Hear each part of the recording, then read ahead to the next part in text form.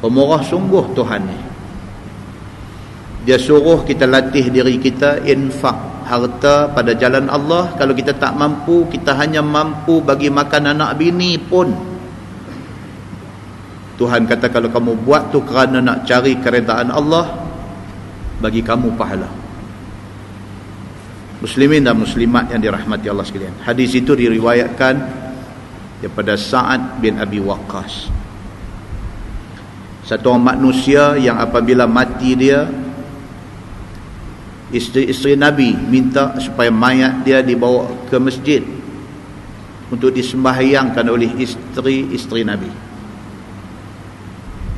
Tidak pernah isteri Nabi minta supaya apabila ada kematian, ada sahabat mati, minta orang main masjid kerana isteri Nabi nak semayang mayat. Tidak pernah.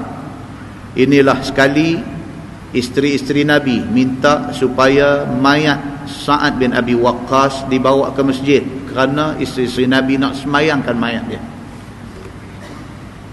Sebuah hadis riwayat daripada Aisyah radhiyallahu anha, annaha lamma tuwfiya Sa'd bin Abi Waqqas arsala azwajun Nabi sallallahu alaihi wasallam an yamurru bi janazatihi fil masjid fayusallina alaihi fafa'alu fawuqifa bihi ala hujarihinna yusallina alaihi ukhrija bihi min babil janaiz fabalaghahunna anna an-nas abu dhalik wa qalu ma kanatil janazatu yudkhalu biha al-masjid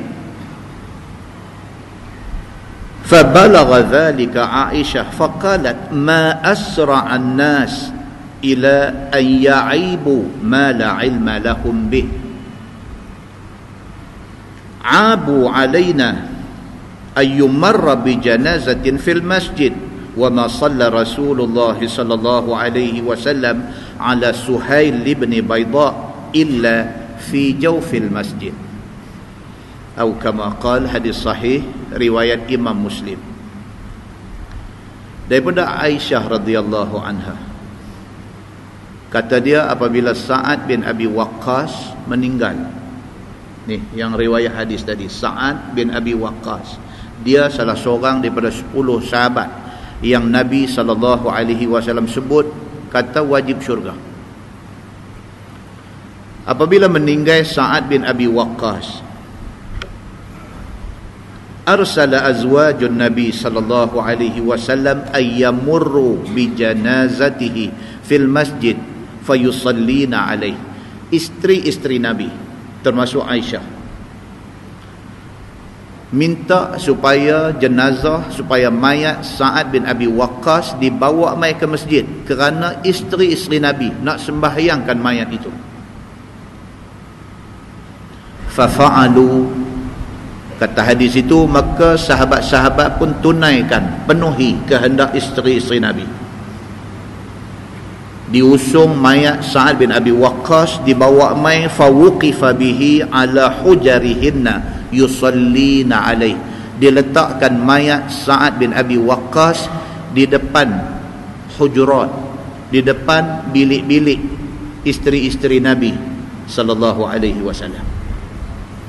Bila isteri Nabi minta, isteri Nabi ini dipanggil Ummahatul Mu'minin, dipanggil mak kepada orang-orang yang beriman. Jadi bila Nabi dah tak ada, bila Nabi dah wafat, isteri Nabi yang tinggal itu mak kepada semua orang yang beriman. Tidak ada seorang pun boleh pergi menikah dengan isteri Nabi, kerana isteri-isteri Nabi adalah mak kepada semua orang Islam.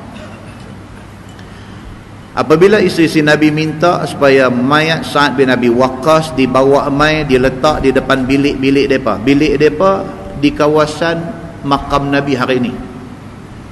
Dalam Quran ada satu surah, dia panggil surah Al-Hujurat. Al-Hujurat plural kepada bilik. Al-Hujurat maksudnya bilik-bilik. Isteri Nabi semua ada di kawasan tu. Bila mereka request, bila mereka minta supaya mayat Sa'ad bin Abi Waqqas dibawa mai ke masjid, orang usung mayat mai letak di depan pintu-pintu bilik isteri-isteri Nabi sallallahu alaihi wasallam. Bila letak di situ, fawuqifa bihi ala hujarihinna yusallina alaih, kerana isteri Nabi nak semayangkan mayat Sa'ad bin Abi Waqqas, kerana dia orang istimewa. Ukhrija bihi min babil janaiz, tiba-tiba mayat tu dibawa keluar balik daripada diletak dalam masjid tadi ni.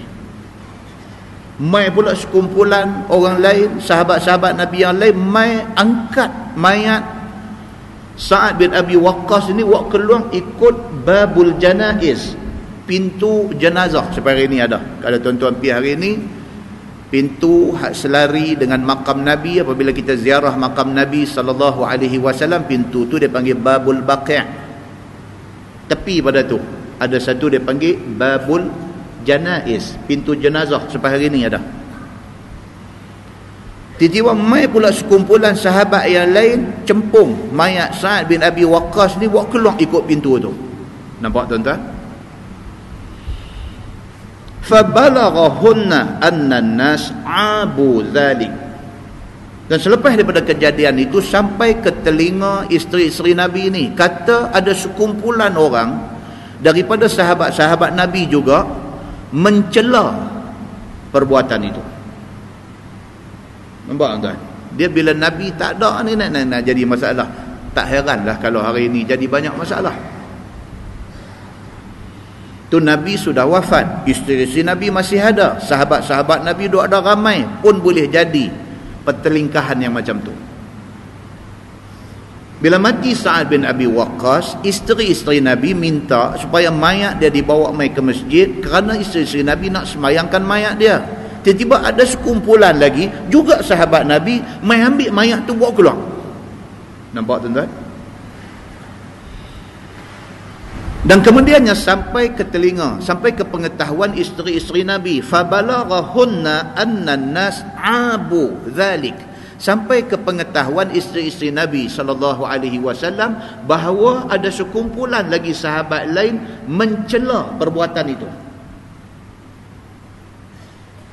Waqalu, dan kata orang-orang ini, makanatil janaiz yudkhalu bihal masjid. Depa pula kata, mana boleh mayat dibawa pergi ke masjid. Nampak tuan-tuan? Kalau hari ini nak jadi bergaduh, satu pihak bawa mai kumpulan qasidah, berqasidah dalam masjid, satu kumpulan kata tak boleh, biasalah. Satu kumpulan bawa mai pasukan qasidah masuk masjid, ya hanana ya hanana. Satu kumpulan kata, apa perempuan ni merepek, duk masuk lagu, duduk menyanyi dalam masjid. Normal lah benda tu. Pertelingkahan itu biasa. Bahkan berlaku pada zaman sahabat Nabi. Duk hidup di zaman para isteri Nabi masih hidup, berlaku benda ni.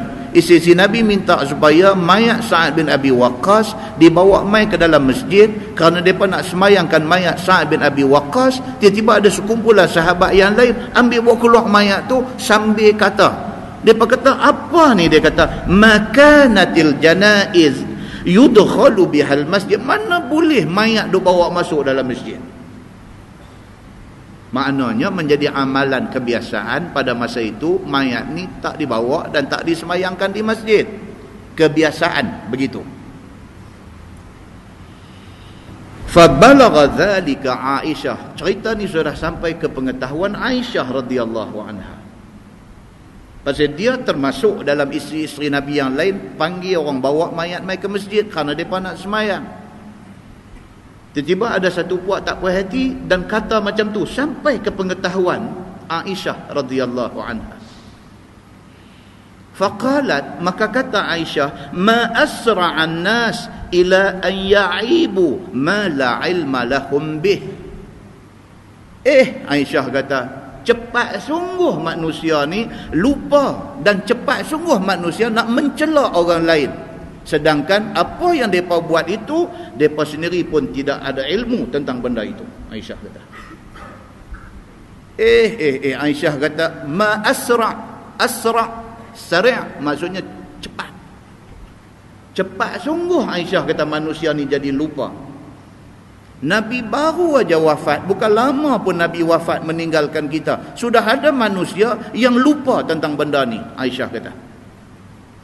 Bahkan ayyaibu ma la ilma lahum bih. Bahkan depa tak tahu benda tu boleh tak boleh, depa mencela orang buat benda tu. Nampak tuan-tuan? Hari ni ada jadi benda macam ni? Banyak jadi. Dalam keadaan kita tidak cukup pengetahuan tentang satu-satu benda, kita dah terlanjur mencela. Cepat sangat kita mencela orang, cepat sangat kita menghukum orang, cepat sangat kita menjatuhkan aib orang, cepat sangat kita nak kata orang salah, sedangkan kita tidak cukup pengetahuan tentang benda yang kita salahkan itu. Apabila isteri-isteri Nabi buat benda tu, sekumpulan sahabat kata tak betul apa yang isteri Nabi buat. Aisyah kata cepat sungguh hampa lupa benda ni. Bahkan hampa mencela orang buat satu benda, sedangkan hampa tak ada pengetahuan tentang benda ni. Abu alaina ayyumarra bi janazatin fil masjid. Hampa cela kami isteri-isteri Nabi kerana kami mengarahkan supaya mayat Sa'ad bin Abi Waqqas dibawa mai ke masjid. Wa ma shalla Rasulullah sallallahu alaihi wasallam ala Suhail bin Baydha illa fi jawfil masjid. Aisyah kata hampa lupakah Nabi sallallahu alaihi wasallam pernah bawa masuk mayat satu sahabat yang bernama Suhail bin Baydha ke dalam masjid, dan Nabi sembahyangkan mayat Suhail di dalam masjid. Aisyah kata hampa lupakah benda ni, ataupun masa Nabi buat hampa tak ada di sini ke apakah, hampa tak tahu benda ni, bahawa benda ni pernah dibuat oleh Nabi sallallahu alaihi wasallam. Suhail bin Baydha, Baydha tu nama mak dia. Suhail ini sebenarnya bin Da'din, dal-ain dal, Da'din. Suhail bin Da'din, tapi lebih dikenali dengan nama Suhail bin Baydha. Baydha tu nama mak dia. Maka rawi hadis ni kata Suhail bin Baydha itu adalah Suhail bin Da'din. Apabila mati Suhail ini, Nabi SAW suruh buat masuk mayat Suhail dalam masjid, dan Nabi mengimamkan sembahyang mayat Suhail bin Da'din ataupun Suhail bin Baydha ini. Maknanya apa? Walaupun kebiasaan pada masa itu mayat tidak dibawa dan tidak disembahyangkan dalam masjid, tapi Nabi pernah bawa mayat masuk dan sembahyangkan di dalam masjid. Maknanya membawa mayat ke dalam masjid untuk disembahyangkan tidak salah, kerana itu pernah dibuat oleh Nabi SAW.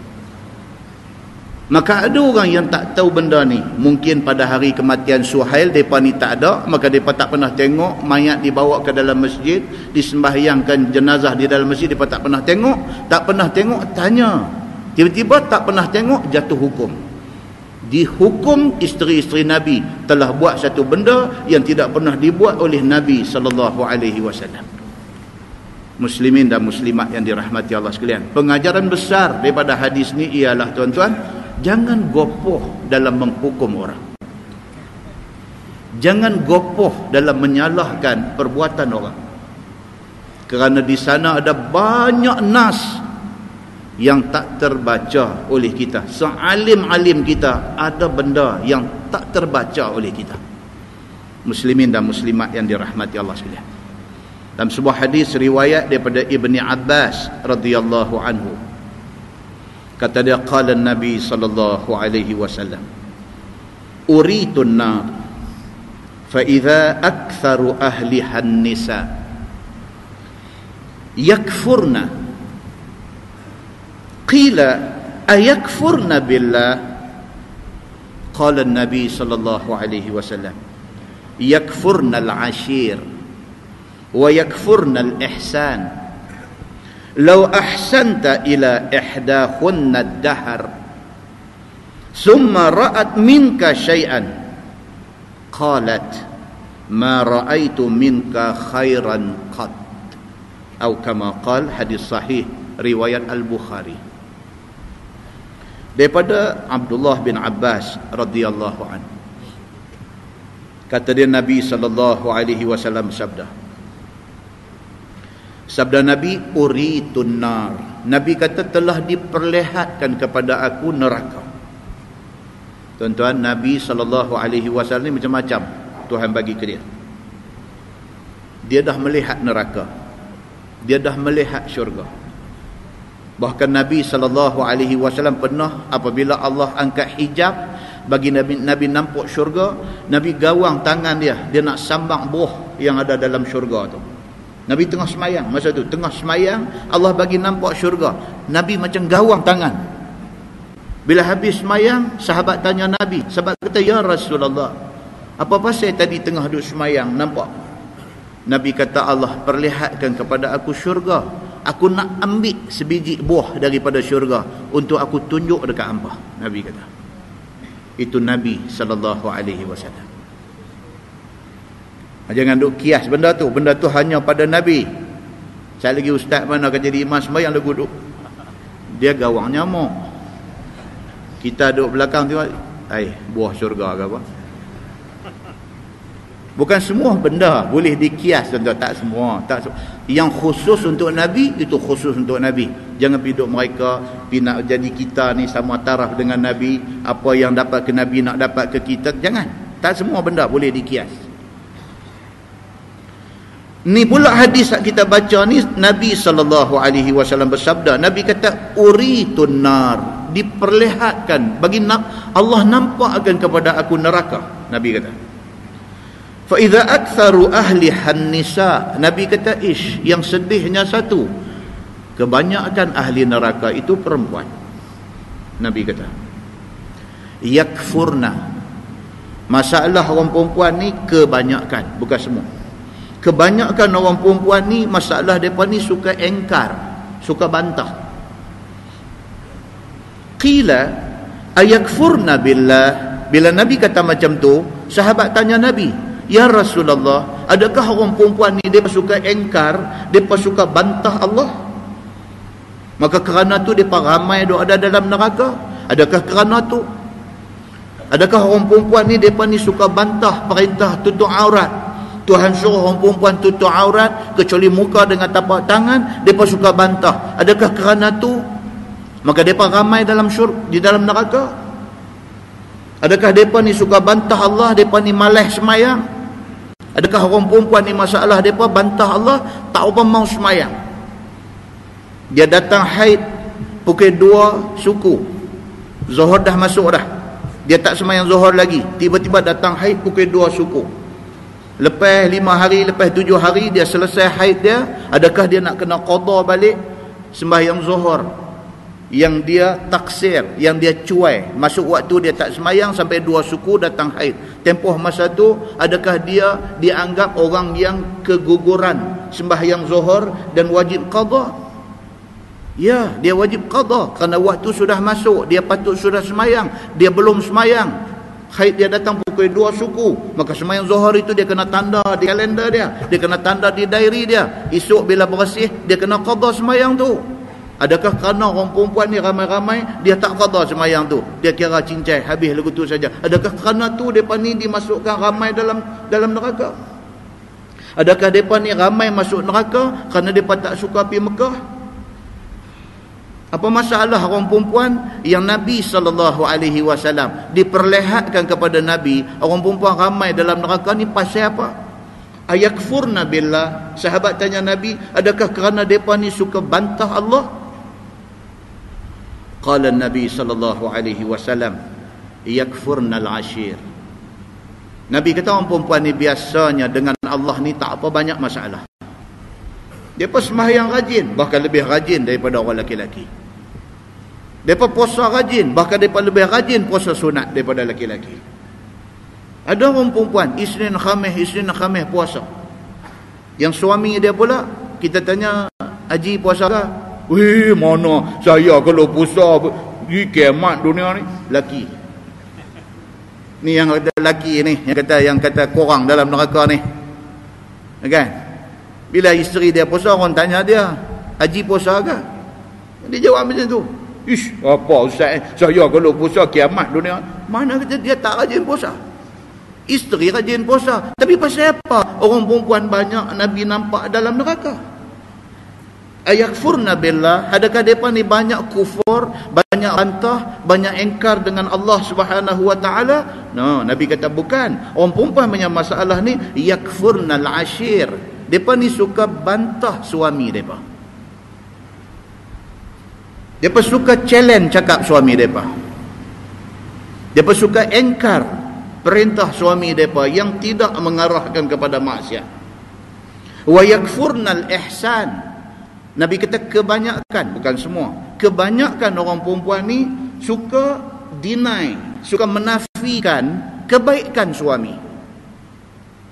Ihsan suami dia suka deny, dia suka nafikan, dia suka dia suka kata laki dia tak cukup baik. Lau ahsanta ila ihdahunna dahr. Nabi kata kalaulah sekiranya hampa, Nabi kata kat orang lelaki, kalaulah sekiranya hampa sepanjang hidup hampa buat baik dekat dia, summa ra'at minka syai'ah, tiba-tiba satu hari isteri nampak satu keburukan suami dia, qalat, isteri ni kata, ma ra'aitu minka khairan qat. Dia kata, abang, saya menikah dengan abang 20 tahun, saya tak pernah nampak apa kebaikan dekat abang ni. Perangai, dia kata kebanyakan, bukan semua, berapa kali ulang, bukan semua tu, kebanyakan orang perempuan dia macam ni. Laki ni 20 tahun dia buat baik kat dia, sekali laki ni tergelincang apa akan macam mana ke, dia deny semua kebaikan suami dia. Dia kata, abang 20 tahun saya jadi bini abang ni memang karut hausyah punya laki. Dia kata hausyah, dia kata abang ni hausyah punya laki. Dia kata laki dengar seram sejuk kaki, aku hausyah. Dia kata ni hauma. Dia kata, muslimin dan muslimat yang dirahmati Allah sekalian, Nabi SAW kata macam tu. Nabi nak abang apa dia? Kebanyakan orang perempuan mereka ni emosional. Kerana emosional tu, kadang-kadang dia senang-senang dia nafikan kebaikan suami dia. Muslimin dan muslimat yang dirahmati Allah sekalian, melupakan kebaikan yang dibuat oleh bukan suami saja, oleh sesiapa sahaja adalah satu kesalahan besar. Kita jadi manusia yang dalam hidup kita ni kita menghargai orang buat baik kat kita. Kadang-kadang tuan-tuan, satu aja kebaikan orang tu buat kat kita, satu aja orang tu buat kat kita, tapi satu tu satu yang sangat berharga. Kita daripada satu orang yang jemuan, merapu, tak kenal syurga neraka, tak tahu dosa pahala, tiba-tiba satu kawan kita mai jumpa kita, dibagi satu kaset, satu CD ustaz mana ke bagi kita dengar. Dengan kehendak Allah, benda tu ditakdirkan menjadi turning point dalam hidup kita. Kita dengar dia mai satu macam dalam hati kita. Kita bukan tak pernah dengar orang cakap agama, tapi tak tahu hari itu macam mana pasang-pasang dengar dia satu macam punya kacau dalam hati kita ni. Kita tak boleh lupa benda tu sampai mati. Dengan sebab musabab daripada kawan ni yang main hulung benda ni dekat kita, dengan sebab musabab itu kita berubah jadi manusia pada hari ini. Syukur banyak-banyak pada Allah.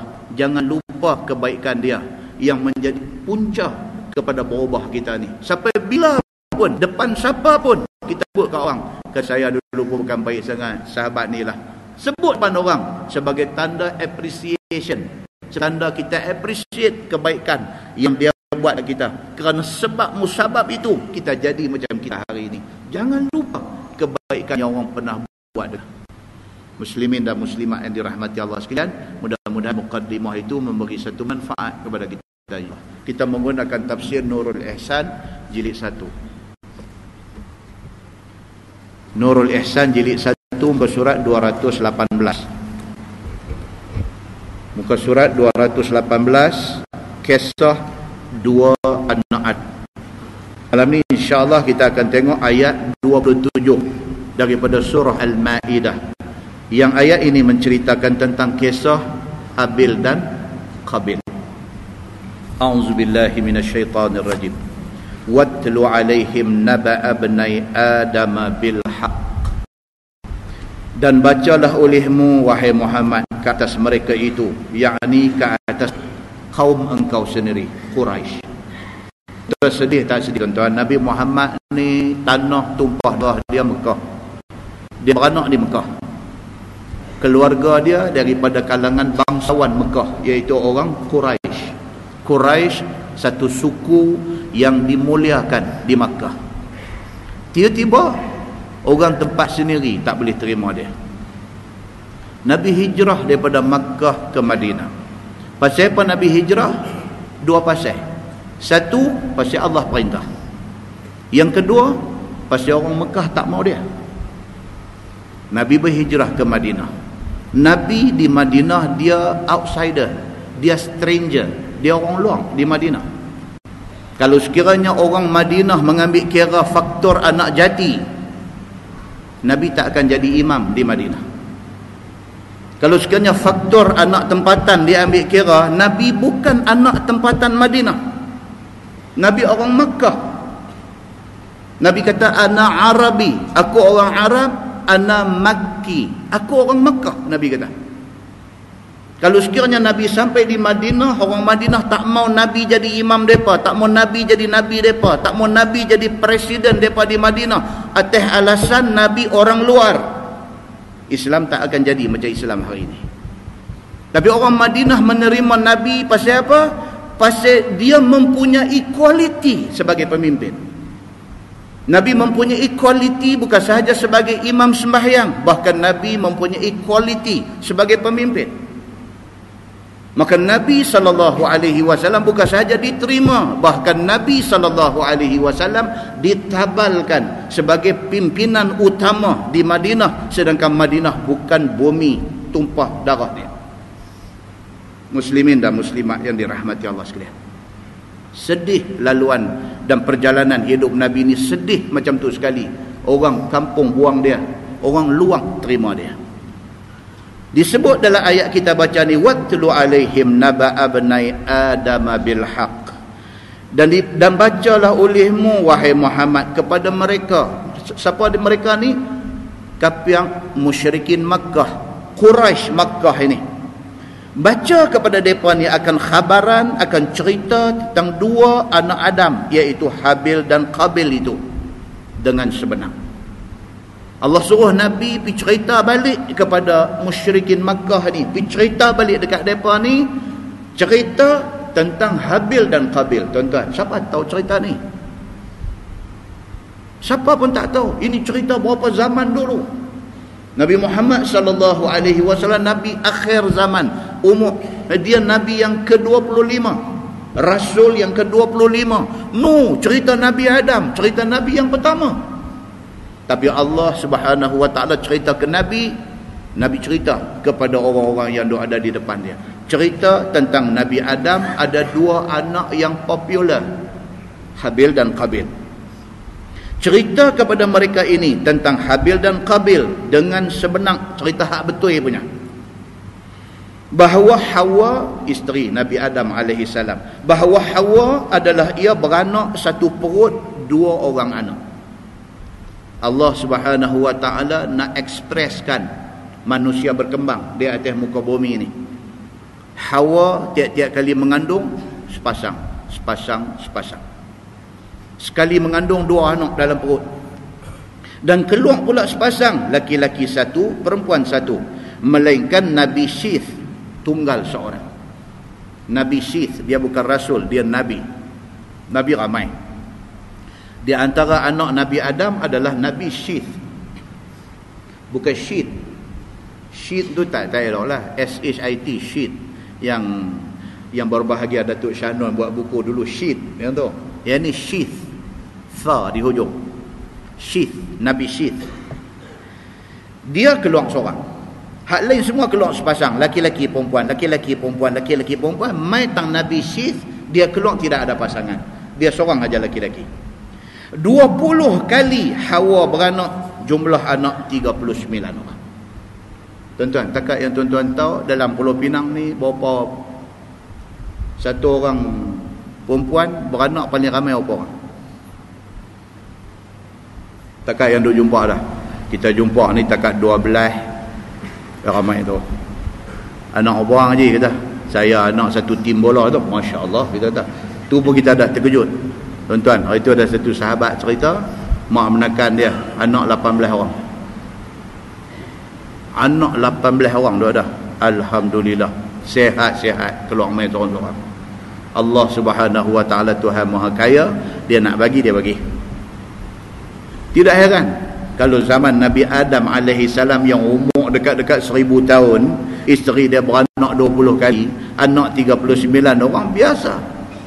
Lah ni ada anak 18. Umur hari ni, umur baina sittin wa sab'in, antara 60 ke 70. Umat Muhammad akhir zaman ni antara 60 ke 70. Adalah kes-kes yang terlajak pergi sampai nak dekat 100 umur. Nabi Adam dulu dekat 1000. Dekat 1000 tahun umur dia. Kalau isteri dia Hawa beranak 20 kali, anak 39 orang, tak payah terkejut. Tak payah dengar-dengar 20 kali beranak, mulut 20 kali beranak, anak 39. Buka pula lagu tu, tak payah. Itu perkara biasa. Muslimin dan muslimat yang dirahmati Allah sekalian. Maka jumlah anaknya 39 orang, 20 laki-laki, 19 perempuan. Mudah-mudahan diberkati Allah Subhanahu Wa Ta'ala pada anak Adam alaihi salam itu. Tiada mati ia. Daripada 20 kali beranak, 39 anak, 39 hidup semua. Begitu. Sehingga sampailah anak cucu cicit 40,000 orang. Daripada anak tu beranak lagi pergi cucu cicit sampai keturunan dia apa semua ni 40,000. Biasalah kita hari ni pun kalau raya tu dia kata keluarga Haji Ismail ambil gambar raya-raya, bilang ni ambil gambar ni, kamera tu pakai lens yang lebarnya pun tak celui, ada yang duduk di luang lens kamera tu. Bila cuci tengok-tengok, dia ni kata mana gambar saya, mana terkeluar dah. Pasal apa? Tu zaman hari ni. Anak cucu cicit baru, belum pihak lagi keturunan yang selepasnya. Ramai manusia ni. Dia kata, dan umur Nabi Allah Adam alaihi salam itu, dia kata 1000 tahun tu dia. Cerita tentang umur Nabi ni, dia riwayat yang berbagai-bagai. Riwayat yang sahih, yang tidak sahih, yang macam-macam. Nah, ada pihak pula piduk himpun, piduk buat catatan, piduk kira balik apa semua ni. Sampai dalam Quran berapa kali disebut nama Nabi-Nabi. Nama Nabi apa yang paling banyak disebut dalam Quran, tuan-tuan? Paling banyak Allah ulang sebut nama Nabi apa? Nabi Musa. Nabi Musa, Quran repeat nama Musa ni 136 kali. Sedangkan dia bukan Nabi akhir zaman, tapi cerita dia panjang. Kuliah kita hak lepas pun duk cerita Nabi Musa, cerita dengan pi sampai akhirnya mati dekat padang pasir Sinai, padang teh apa. Cerita Nabi Musa ni cukup panjang. 136 kali nama dia di-repeat sebut di dalam Quran. Nabi Ibrahim 69 kali sebut. Nabi Ibrahim alaihissalam 69 kali sebut. Nabi Nuh alaihissalam 43 kali sebut. Nabi Muhammad sallallahu alaihi wasallam berapa kali?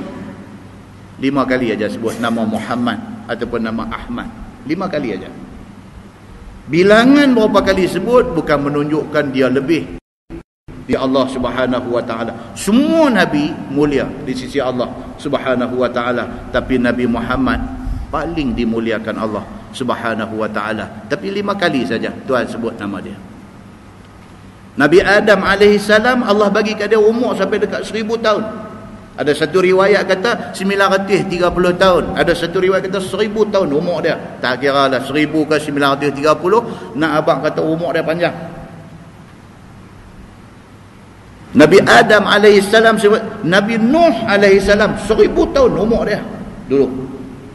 Mai zaman Nabi Muhammad sallallahu alaihi wasallam, Nabi Muhammad kata umur umat aku bainas sittin was sab'in, antara 60 ke 70. Average macam tu saja. Ada yang lebih tapi tak ramai. Hak ramai dia duk mengikut tu saja. Muslimin dan muslimat yang dirahmati Allah sekalian. Kata setengah ulama telah jima' Nabi Adam alaihi salam akan Hawa kemudian daripada turun ke bumi setahun. Itu satu pendapat. Satu pendapat kata dia turun mai ke bumi barulah berlaku dia bersama dengan Hawa. Satu pendapat lagi kata no, anak dia yang pertama lahir tu hasil daripada di syurga. beranak di atas muka bumi. Itu pendapat. Tak penting yang tu. Maka diperanak Qabil dan Iqlimah pada satu perut. Iqlimah keluar sepasang. Qabil keluar dengan Iqlimah. Ada setengah Arab juga dia baca Aqlimah. Tak kira yang tu. Ada sebut Aqlimah, ada sebut Iqlimah, nama anak perempuan ni. Qabil dia keluar sekali dengan Iqlimah. Kemudian Habil keluar dengan Labuda. Boleh lah lepas ni kau dapat anak buah Iqlimah, Labuda. Jangan bubuh Qabil sudah. Pasal Qabil ni sekali lagi dia nak dijahat pula dia ni. Baik. Dia kata kemudian Habil keluar sekali dengan Labuda pada satu perut. Antara keduanya itu senggang 2 tahun. Dia kata. Antara Qabil dengan Iqlimah dengan nak keluar main Habil dengan Labuda selang 2 tahun. Dia kata. Maka tak kala besar Qabil dan Habil menyuruh Allah Subhanahu wa taala akan Adam bahawa kawinkan Qabil dengan Labuda. Turun mai perintah Allah kepada Nabi Adam suruh selang.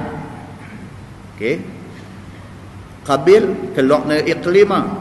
Tapi Qabil tak boleh kahwin dengan Iqlimah. Dia kena kahwin dengan kembang Habil. Dia turun mai ke bawah.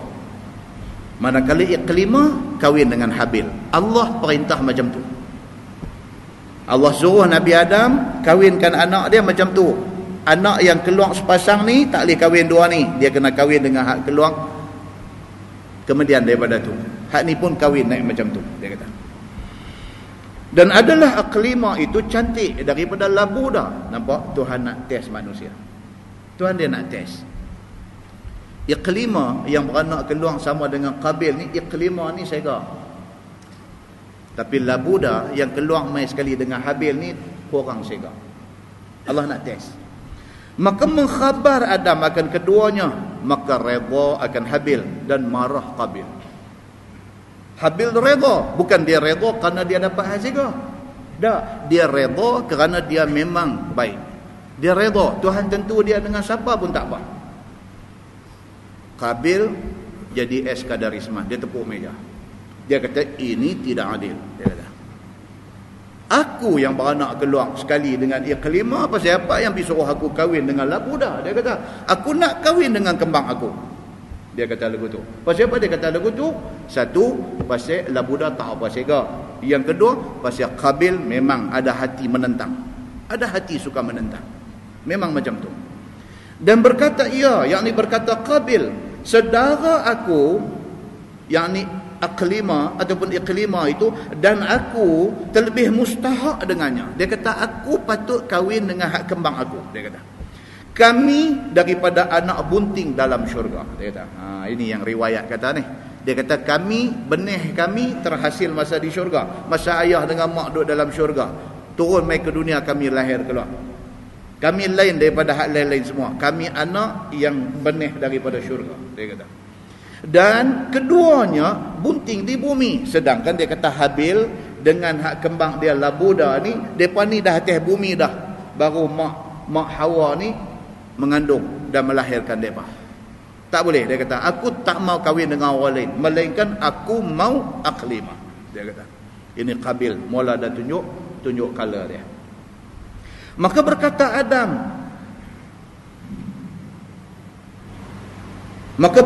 Adam alaihissalam bahawa Iqlimah itu tiada halal bagi engkau. Bapa dia, Nabi Adam kata dekat dia, bukan ni masalah ni, bukan yang aku tak bagi, Tuhan tak bagi.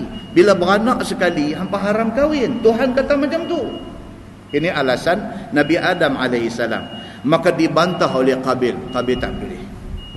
Nampak tak tuan-tuan?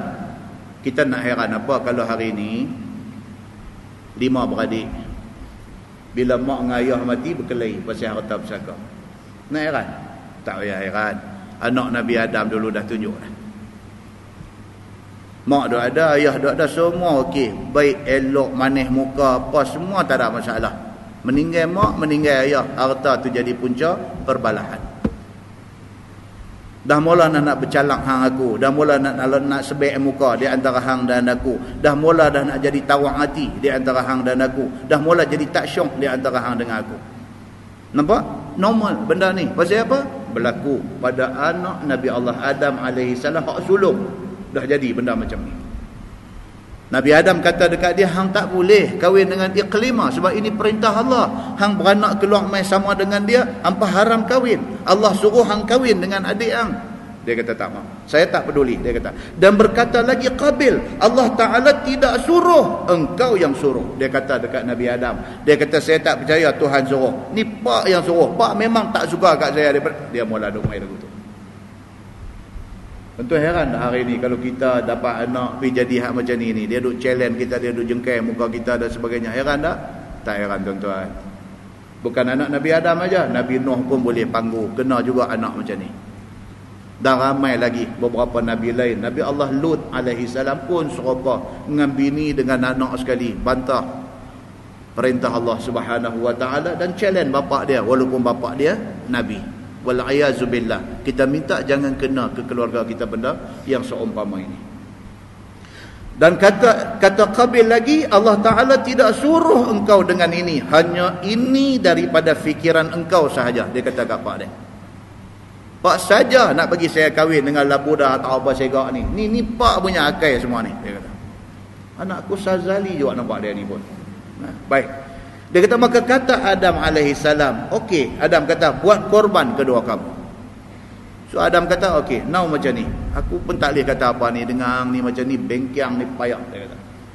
Lalu macam ni lah, dia kata kita settle benda ni macam mana? Hampa dua-dua orang, Habil dengan Qabil, buat korban. Persembahkan kepada Allah Subhanahu wa taala. Allah terima korban siapa? Orang tu kahwin dengan Iqlimah. Dia kata lagu tu. Dah kata aku yang pergi buat benda ni, okey now kita buat macam ni. Tengok Allah akan tentukan korban siapa yang Allah akan ambil. Maka siapa-siapa yang diterima korbannya, maka dialah yang mustahak untuk berkahwin dengan Iqlimah. Maka adalah korban yang diterima Allah Subhanahu wa taala, turun api putih daripada langit memakan akan korban itu. Dan yang tidak diterima, tiada turun api, sebaliknya dimakan korban itu oleh burung-burung dan binatang sahaja. Buat benda ni, dipersembah korban. Qabil pi letak persembahan dia dan Habil pi letak persembahan dia. Hak mana yang api putih turun daripada langit pi hilang benda tu, itu Allah terima.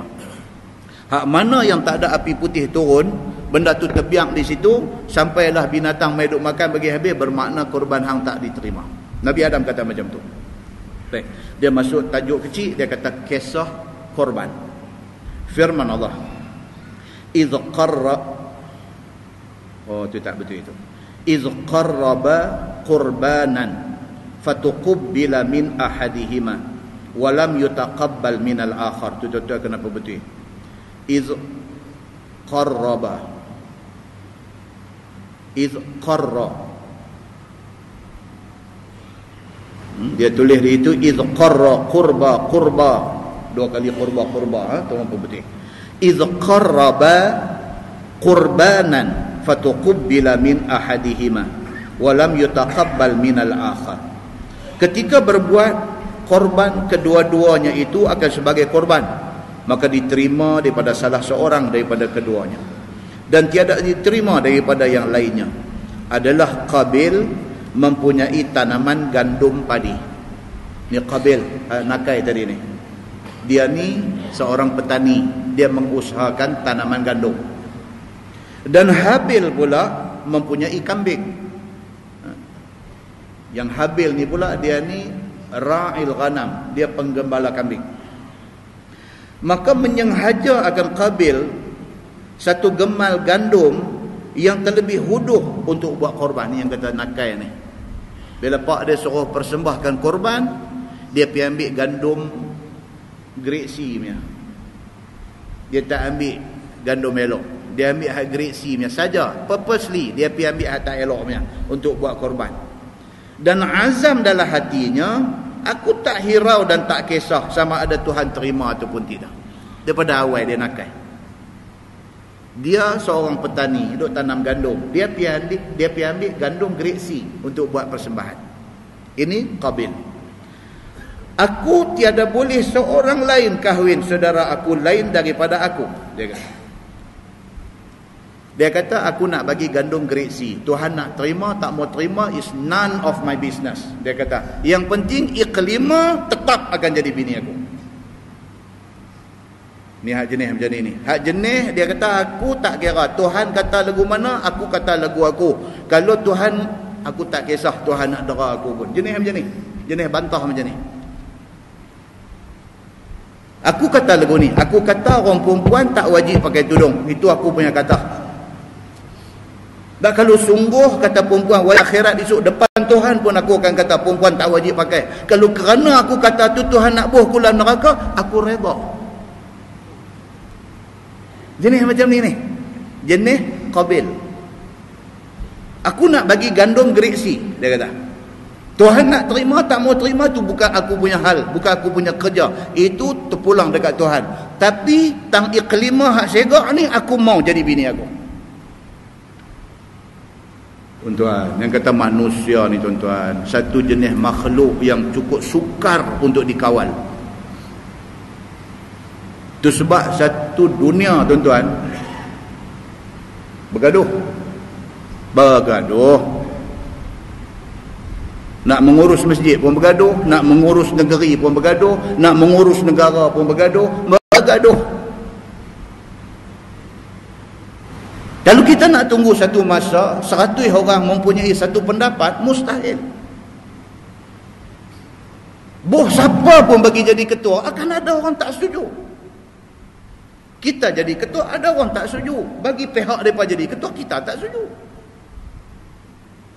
Kalau nak tunggu semua orang setuju, sampai bila pun tak ada orang boleh mentadbir apa pun dalam dunia ni.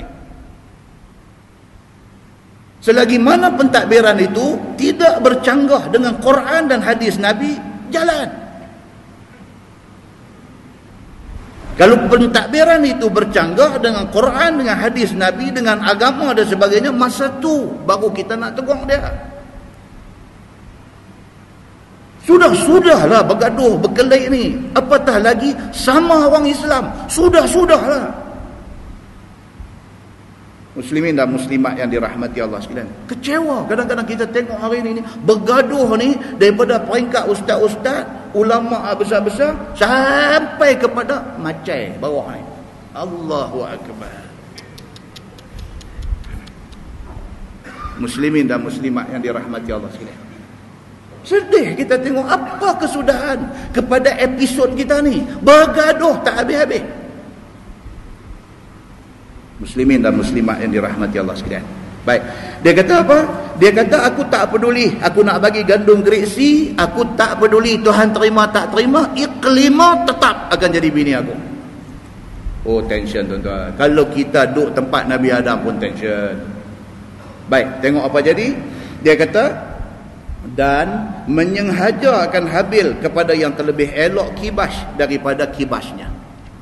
Ini yang kata Habil, budak baik ni. Budak baik ni, bila pak dia Nabi Adam kata hang persembahkan satu korban daripada usaha hang.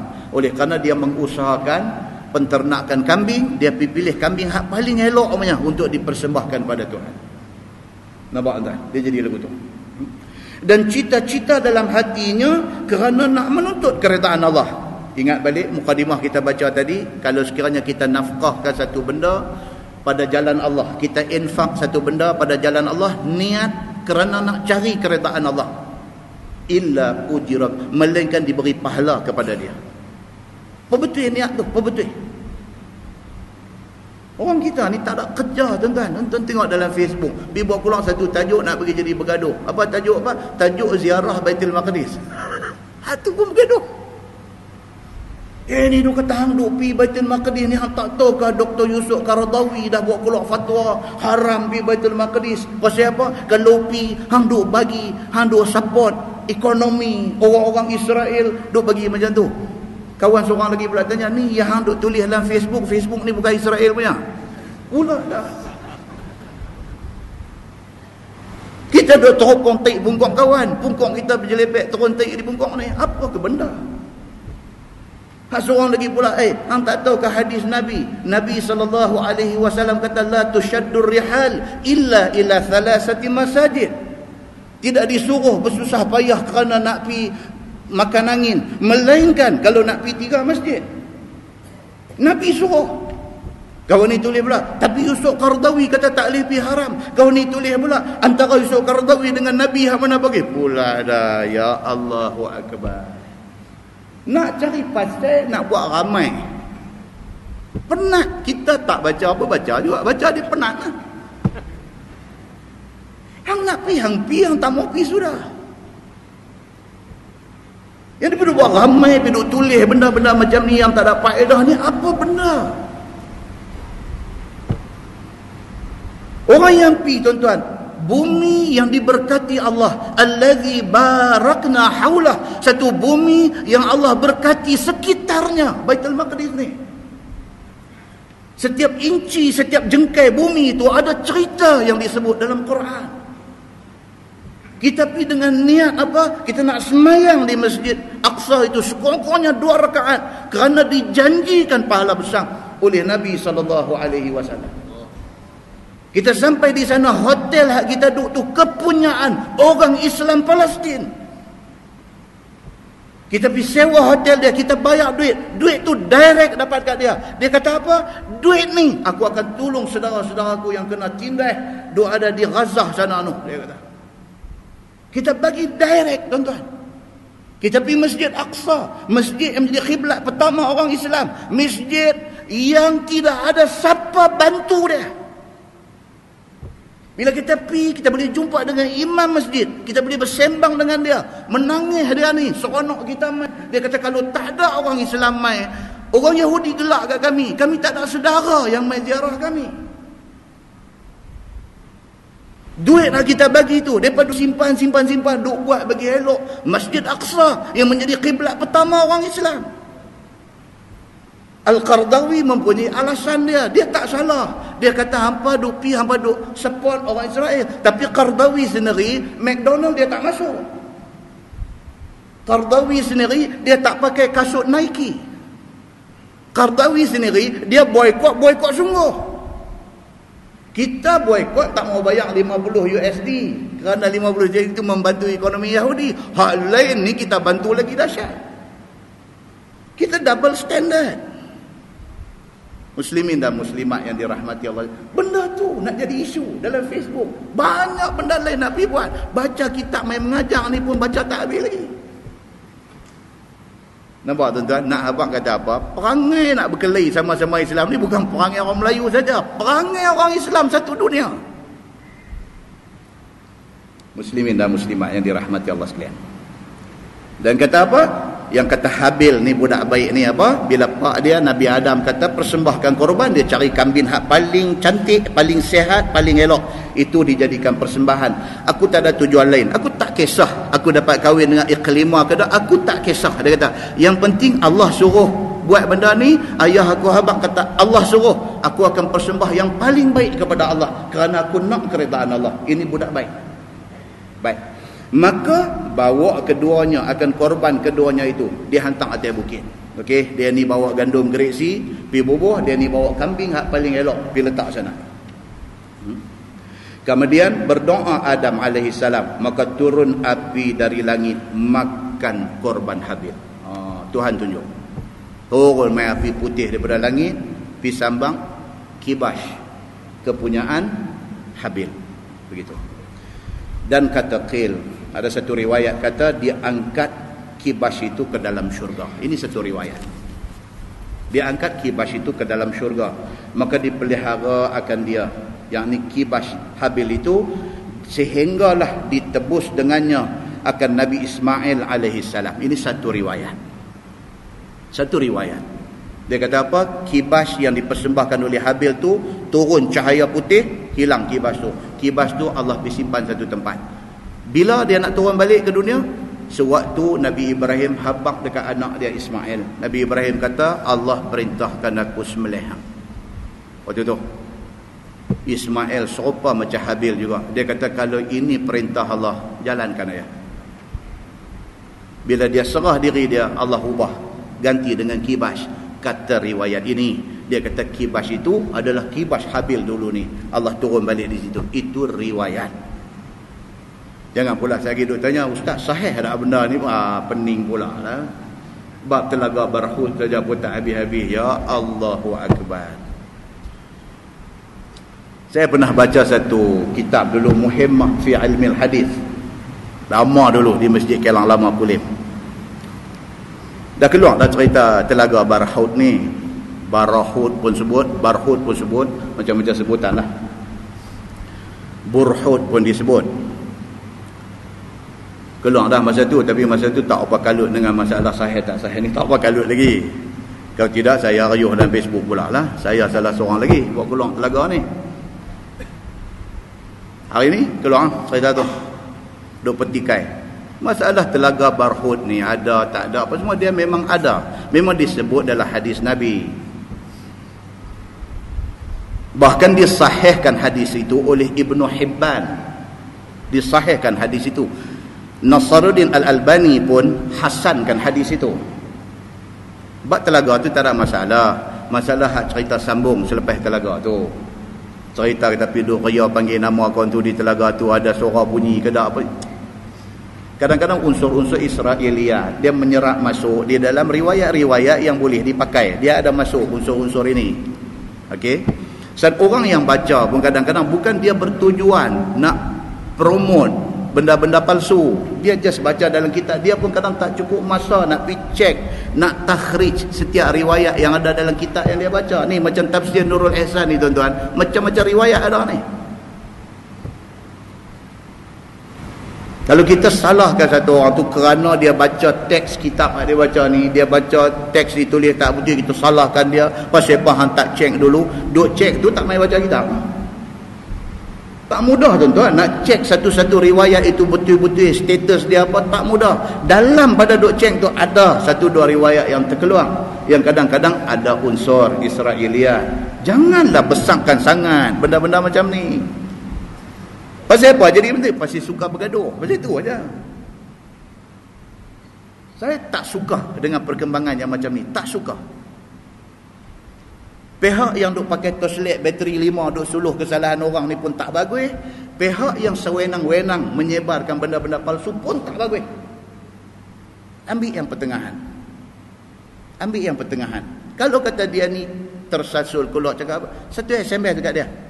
Kata ni kalau tak silap ni riwayat tentang benda ni palsu dan sebagainya. Tolong rujuk, bagi rujukan dekat dia. Dia pun dapat, okey. Dan dia pun tanpa segan silu, dia bagi tahu balik. Pasal dia tak dimalukan, dia khalayak. Dia boleh berbetul balik. Tuan-tuan, hari itu saya ada sebut tentang benda ni, saya cek balik, tengok dia bukan daripada sumber yang sahih. Habis tengok, selesai.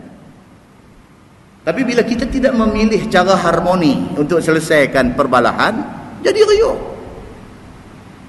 Bila jadi riuh, siapa untung, siapa rugi? Orang gelak kat kita, tuan-tuan. Muslimin dan muslimat yang dirahmati Allah sekalian. Saya cakap macam ni bukan semua orang setuju. Bukan semua orang setuju. Cara cakap ambil jalan elok, bukan semua orang setuju. Ada kata apa pergi cakap lagu tu, patut hang kena hantam lah. Muslimin dan muslimat yang dirahmati Allah sekalian, sudah-sudahlah bergaduh perkara ini, sudah-sudahlah. Kita nak cari betul-betul satu orang yang cukup alim, bila bercakap tak ada salah langsung susah tuan-tuan. Susah. Maka semua orang yang bercakap ni berhati-hati, cek. Tapi kalau berlaku juga kesilapan dalam pada dia duk jaga tu, kawan yang tegur tu biarlah dengan cara yang ikhlas, penuh harmoni, tegur kesilapan dia. Muslimin dan muslimat yang dirahmati Allah sekalian. Dia kata dan kata qil, dia angkat ke dalam syurga, maka dipelihara akan kibas Habil tadi, sehinggalah ditebus dengannya akan Nabi Allah Ismail alaihissalam. Dan tiada diterima daripada korban Qabil itu, hanya dimakan oleh burung-burung dan binatang-binatang. Maka marah Qabil dan taram dalam hatinya. Taram pula. Taram tu taram. Taram dia kata dia ni bolehkan aku satu hari aku tahu. Taram dia panggil. Dalam ni dia tulis aram. Taram tu. Taram. Oh hari ni aku tersilap, hang pijak aku cukup-cukup. Tuhan Maha Besar, satu hari yang tersilap aku tahu nak ajar macam mana. Satu hari tersilap semua. Satu geng satu lagi pula pi ganyang dengan lutut dengan siku dengan tomoy dengan karate dengan judo, semua dia buh. Barulah Allah dia kata saya silap sikit ada papi. Hari tu hang bantai orang pun macam tu juga. Hari ni orang bantai hang. Sampai bila benda ni Tak akan habis tuan-tuan. Pasal apa? Pasal nama kata manusia mesti satu hari ada silap, besar ataupun kecil. Mesti ada silap satu hari. Kalau kesilapan itu kita nak jadikan modal untuk jahanamkan dia, satu hari kita tersilap, kita jahanam. Ikhlaslah dengan Allah. Kerana Allah Subhanahu wa taala tahu keikhlasan manusia. Muslimin dan muslimat yang dirahmati Allah sekalian. Dan Qabil ni apa? Taram dia dalam hati dia. Sehingga pergi haji Adam alaihissalam. Dan ghaib Adam daripada mereka itu. Maka datang Qabil kepada Habil pada tempat kambingnya. Qala la aqtulannak. Qabil ni dia taram. Okey, tak apa. Oh, Tuhan terima hang punya korban, aku punya Tuhan tak terima. Oh, jadi maknanya hang akan dapat iqlima. Aku dah bagi tahu, tak akan ada siapa boleh ambil iqlima daripada tangan aku. Tak apa, tak apa tu yang leceh. Tak apa. Adam ghaib daripada tempat tu. Dia pergi buat haji katanya. Maka datang Qabil kepada Habil di tempat dia bela kambing.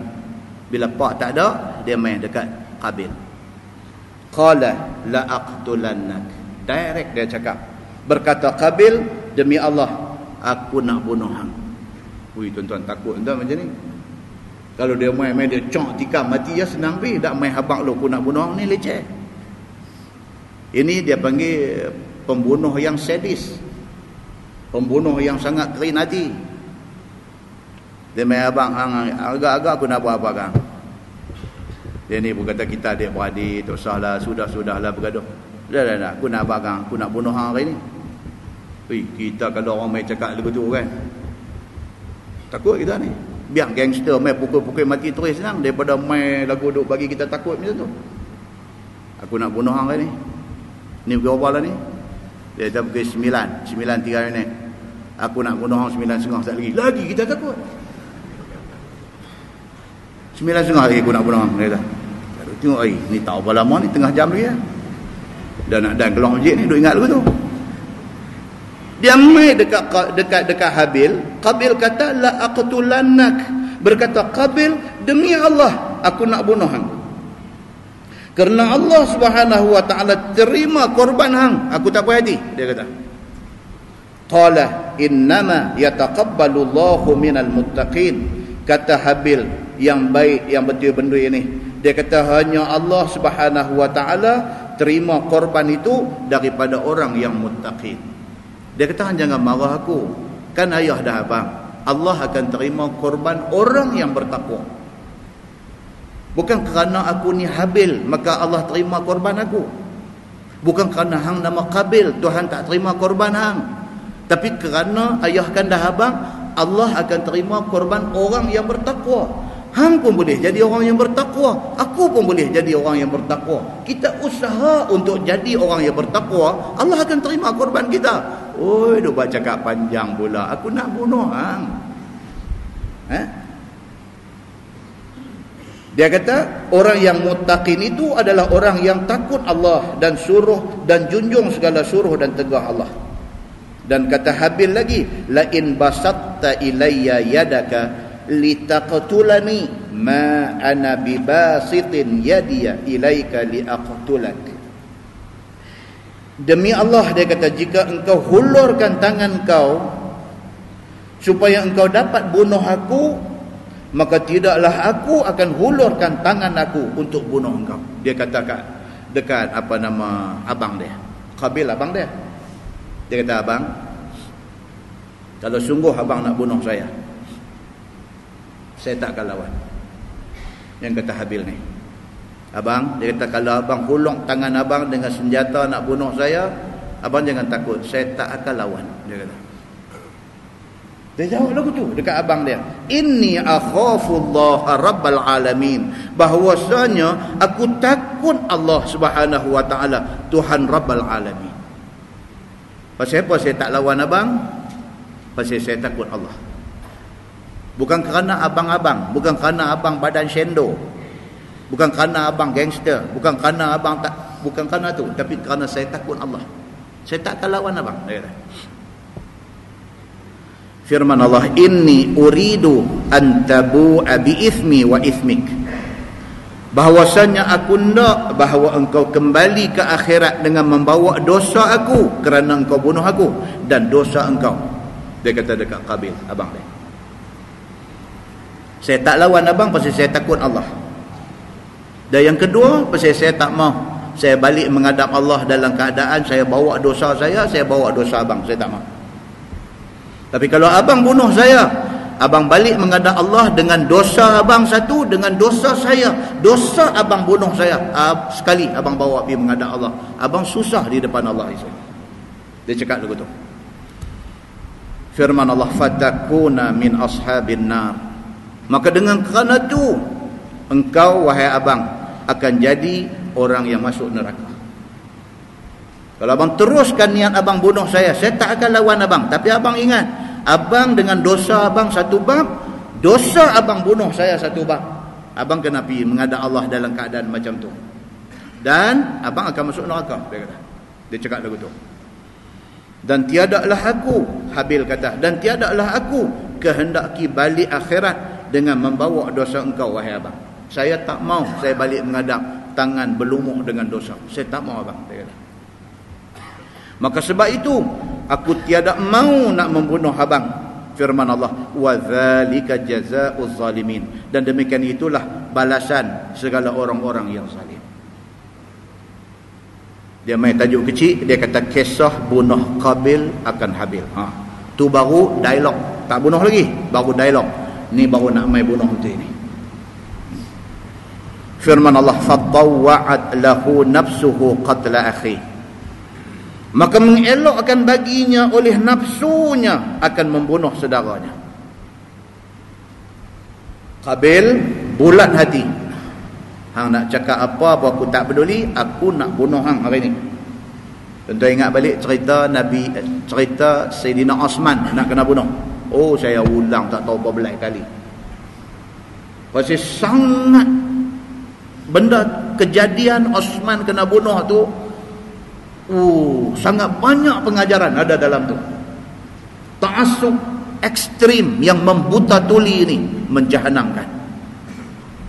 Antar saya sebut kata Osman ni satu orang sahabat yang dijamin syurga. Aku tak tahu dengar. Osman hantar saya sebut jasa-jasa yang hang buat semasa hidup Nabi, kami tak mau dengar. Jangan cerita kata hang salah seorang daripada sahabat yang duk berdiri di atas bukit Thabir, yang Nabi apabila naik duk atas bukit beringgut bergerak, Nabi injak dengan kaki dia. Nabi kata, isbir ya Thabir, sabar wahai Thabir, uskun ya Thabir, tenang wahai bukit Thabir, fa inna alaika nabi, kerana yang duk ada atas hang lani Nabi Siddiq, Sayyidina Abu Bakar As-Siddiq. Dan Nabi sebut nama-nama sahabat ni termasuk Osman bin Affan. Hantar saya sebut benda ni, kami tak peduli, hari ni kami nak bunuh hang wahai Osman. Pasal apa tu? Pasal dia dah jadi otak dah tak boleh jalan, diri sudah dikuasai oleh nafsu jahat. Benda yang sama kena kepada Qabil. Kerana ta'assub dia, kerana ekstrim dia, kerana jahat yang menguasai diri dia, akhirnya Qabil kata apa kepada Habil? Dia kata, aku nak bunuh hang. Dia kata, bulat hati dia, dia nak bunuh Habil ini. Faqatalahu, Quran kata, maka membunuh Qabil, maka membunuh ia akan dia. Maka Qabil pun bunuh Habil, bunuh juga. Kata Ibnu Juraij, tak kala qasad Qabil akan bunuh Habil, tidak diketahui betapa kelakuan membunuhnya. Dia masa dia nak bunuh adik dia ni, dia pun tak tahu nak bunuh ni sebab tidak ada lagi contoh bunuh di atas muka bumi, belum ada. Tak tahu perkataan bunuh tu pun macam mana nak buat bunuh tu. Nabi pici hidung dia agak, Nabi ambil bantai pekuk atas muka dia agak, nak ajak dia pergi naik atas bukit, terajang dia bagi jatuh ke. Ni macam mana ni? Yang penting aku nak bunuh dia ni, tapi nak bunuh tu lagu mana? Tak ada contoh. Zaman hari ni contoh jenuh dah. Dia lustang apa kemarin keluar dalam surah abang kemarin ni. Lustang lah. Syekh ni pergi Bendang, nak pergi tengok Bendang dia. Dia jumpa mayat, siap kapan dah, pergi tanah dalam Bendang dah. Terkejut dia. Dia duduk buat Bendang. Dia tak pergi berapa hari dah. Pergi tengok sekujur mayat, siap kapan, siap apa dah. Dia pergi tanah dalam Bendang dia. Bila mai hujan apa, timbul mayat tu. Forensik kata dipercayai dah 6-7 hari dah dia ni kena bunuh. Dibunuh dia kapan siap-siap dia pergi bubuh dalam Bendang tu. Contoh banyak dalam ni. Dia ambil racun tikus buah dalam mi goreng pun boleh. Banyak contoh kejahatan ni merata dah ada. Boleh pilih nak buat jahat, nak buat lagu mana boleh. Zaman Qabil nak bunuh Habil, belum ada seorang pun kena bunuh. Jadi tak tahu cara macam mana. Ini yang Quran bagi tahu ni.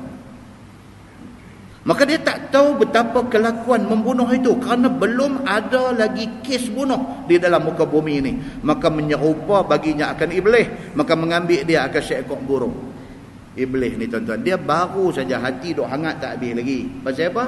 Pasal bila Allah jadikan Adam, Allah perintahkan usjudu li Adam fasajadu illa iblis. Bila Tuhan buat Adam, Allah perintah suruh sujud. Dalam tafsir kata sujud maksudnya hormat, tunjuk respect. Fasajadu, maka semua makhluk yang ada dah sebelum Adam pakat tunjuk respect kepada Adam, illa iblis, melainkan iblis dia duk cekak pinggang. Dalam hadis Muslim dia kata iblis duk cekak pinggang. Maka kerana tu kita hari ni dilarang cekak pinggang, kerana menyerupai keangkuhan iblis.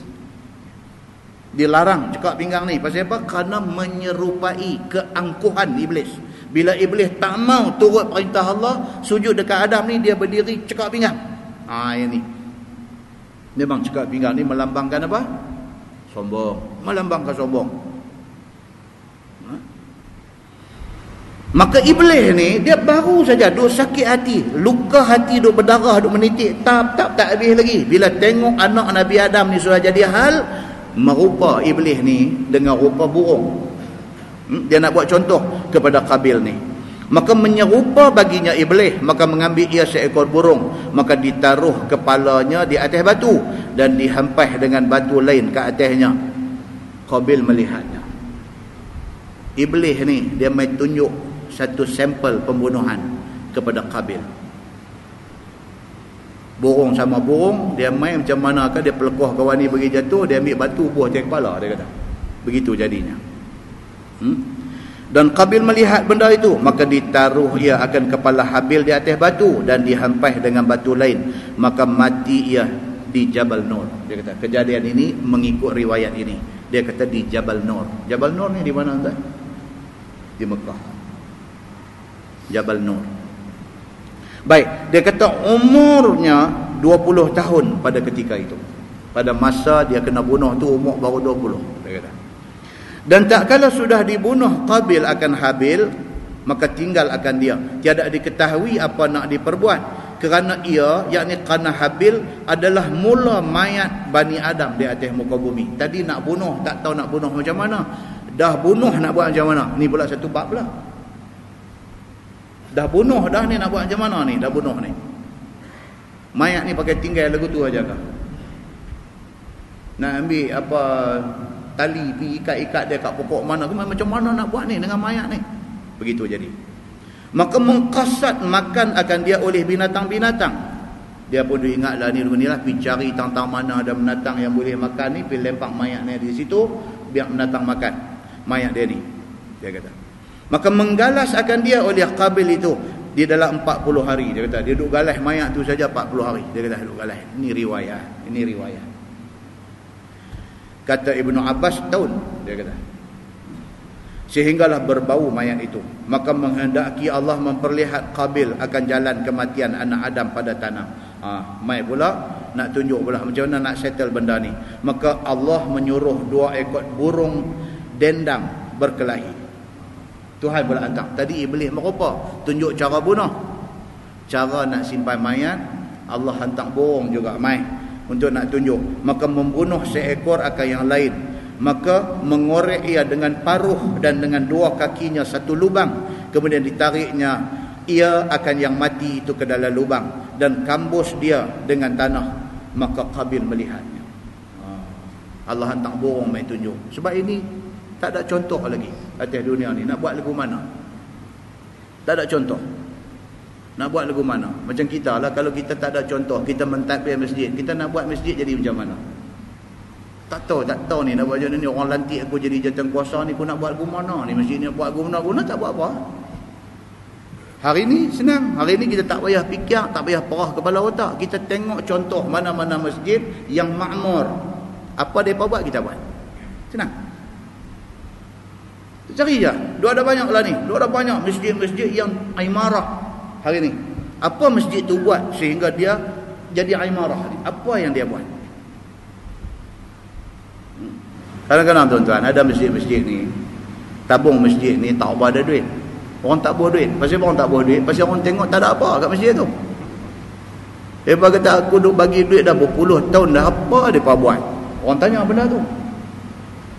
Tapi bila mai satu jawatan kuasa mai, dia buat macam-macam program dalam masjid. Tiba-tiba tuan-tuan, tabung kuliah pengajian dengan tabung jemaah tiba-tiba tak pernah dapat 4,000 5,000 sekali jemaah. Pasal apa? Rupanya anak karya yang majoriti, yang ramai ni nak melihat sesuatu. Bila mereka bagi duit, mereka nampak apa yang mereka dapat daripada masjid, mereka tak rasa sayang duit, mereka gubuk. Bila kita duk pegang masjid, kita tak buat apa, orang tak bagi duit. Mereka tak bagi pun mereka duk simpan, mereka buat apa pun tak tahu, orang tak bagi. Banyak dah masjid duk bagi laporan benda macam ni. Oh, dia kata Masya Allah Ustaz, dulu tabung Jumaat kami nak pergi 1,000, 1,500 pun sakit Ustaz.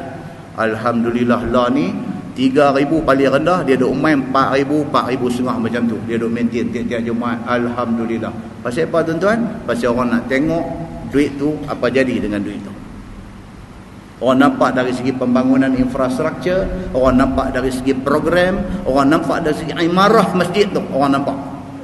Dan orang tak rasa sayang duit nak bagi. Pasal dia tahu aku bagi ni, duit aku digunakan, aku dapat pahala. Aku bagi. Muslimin dan muslimat yang dirahmati Allah sekalian. Baik, apabila Tuhan hantar mai burung dendang ni burung cak kunyit. Tahu cak kunyit? Saya pun tak tahu. Tapi saya tengok dalam kamus dia tulis burung dendang, maksudnya cak kunyit. Dia kata, kan? Burung cicik tu. Tuan hantar mai suruh bergaduh, kemudian mati, dia ni tu macamnya pergi korek lubang pula dengan paruh dia, dengan kaki dia korek lubang, dia heret kawan dia hak tadi mati mai dalam tu, dia kambuh balik. Kabil tengok, naik gambar mentol atas kepala dia. Tak ni babi punya idea. Dia kata begitu. Kemudian menarik dia yang mati itu masuk dalam lubang, dikambuhkan dia. Maka Qabil melihat firman Allah, fa asbaha minal khasirin. Maka jadilah Qabil daripada orang yang kerugian dengan bunuhnya itu, dan tiada diketahui apa yang hendak diperbuatnya. Dia pun manusia tuan-tuan. Qabil ni dia jahat, dia apa pun, dia manusia. Satu hari dia anti-mai. Dia anti-mai rasa apa? Rasa menyesal atas apa yang dia buat. Saya kemarin pergi semayang satu mayat jenazah. Jumpa satu sahabat kita, budak muda duk kerja kelang. Main, oh ustaz, ustaz ambil gambar dengan ustaz. Okey, ambil gambar no problem. Kita pun pasang buat muka serius sikit apa, ambil gambar. Okey. Tak tahu nak buat, dia pun duduk. Ya saya kata ustaz, saya ni pun dulu kan baik sangat. Dia biar abang kat dia lagu tu. Tak abang pun tak apa yang tu kan. Tapi nampak tuan-tuan? Ni fa asbaha minal khasirin ni. Dia duk main rasa menyesal, rasa macam apa yang dia dah lalu sebelum ni, dia sesal. Saya dulu kan buat baik ingat kata. Oh, saya kata dulu tu saya cerita. La bagus, alhamdulillah saya kata ada. Duk tunggu lagi. Saya orang baru dalam setahun ni jadi manusia dia bang. Allah. Nampak tuan tu? Luahan tu. Kita tak lalu benda tu, kita tak tahu. Tuan ni dalam doa ramai-ramai ni, masing-masing dengan diary, masing-masing punya diary. Hak tebal, hak nipis, hak macam-macam ni diary. Hak dulu lambat dengang kata ada konsert apa Bukit Jalil tu, bukan di Batu Kawan dekat Bukit Jalil tu, dia rabat baih pergi. Dan dia akan pastikan dia saf pertama. Di Bukit Jalil ni dia akan pastikan saf pertama tu dia. Pasal apa? Saat lagi bila mai tang dia nak lompat naik atas pentas tu. Tu sebab dia duduk saf pertama. Dia nak lompat naik atas pentas tu. Saat lagi dia nak dive. Dia nak dive daripada atas pentas tu. Dan dia yakin kalau apa syahid dia ni, dia nak dive daripada atas pentas ni tuan-tuan ni, dia tak boleh tahan ni, dia shan. Yang kata orang Penang kata shan ni, dia shan. Dia dah main shan tu tuan-tuan. Saat lagi dia putui wayar tu, dia lari atas pentas tu, dia lompat, dia somersault dan dia jatuh. Dan para sahabat yang ada di bawah ni, para sahabat sambut dia. Dia akan pastikan sahabat ni tak kena tanah ni. Dia sambut dia. Dia bilang pula 1, 2, 3, lambung balik dia pergi atas pentas tu. Dia dah lalu dah episod tu dalam hidup dia. Tentu hari ni mai gantung janggut, mai duduk depan kuliah pengajian, nampak kita tengok, kita tak tahu dia punya rekod lama dia tu. Hanya orang yang mengetahui saja tahu. Orang macam ni tuan-tuan, Allahu Akbar. Macam mana dia punya appreciate ni, dia hargai apa yang Tuhan bagi kat dia ni. Kehidupan yang dia dapat lah ni, kehidupan yang tenang ni, dia tak boleh nak explain ketenangan yang dia rasa hari ni. Dan sudah pasti dalam hati dia akan ada satu ingatan, awaklah aku dulu macam tu, apapun alhamdulillah aku dah berubah. Macam ni dia ada. Manusia tuan-tuan, manusia. Itu sebab Tuhan kadang-kadang dia extend, dia prolong, dia tambah umur, dia bagi kita ni cukup masa untuk menyelesai cerita dulu dan untuk nak jadi orang baru dalam hidup ini. Tuhan bagi peluang. Kadang-kadang kita tengok satu orang jahat ni, kita kata dia ni apa lebih mampu buang lagi pun. Dah, Tuhan saja simpan dia. Pasal apa? Dengan harapan dia akan berjumpa dengan cahaya keimanan dalam hidup dia. Bila dia dapat yang tu tuan-tuan, air mata saja boleh keluar nak ceritakan terima kasih dia kepada Allah Subhanahu wa taala. Walaupun dah main pattern baru apa semua ni, kadang music apa duk usik dia pun, kalau kaki tak gedik pun ibu jari duk gedik. Dia short juga tu, pasal cerita lama tu ni. Dia short juga ibu jari lagu nak main lagu tu. Dia short. Kan? Pakai jubah pakai apa tapi kaki duk gedik naik. Kita tahu kaki tu je, baru dia okey. Dia duk short lagi. Dia duk spark main lagi. Okey tu tuan-tuan, pasal dia berubah.